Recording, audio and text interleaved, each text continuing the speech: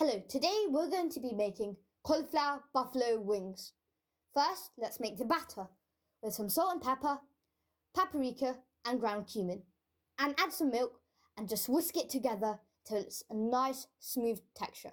We don't want it too lumpy or then this is going to show in our final product. Dip the cauliflower in and get it straight into some breadcrumbs.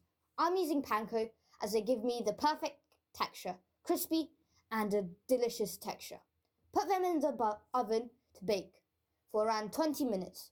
Don't bake them for too long or they'll go too stale.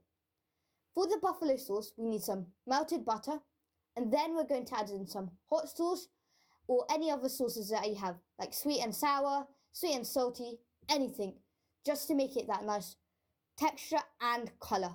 We also want it a bit thick so it sticks to the cauliflower and make sure that you can't see any white parts. Now pour it over your cauliflower, making sure you get a nice even coat. If you add too much sauce, then the cauliflower will go sticky and soggy, which is not the texture we're looking for.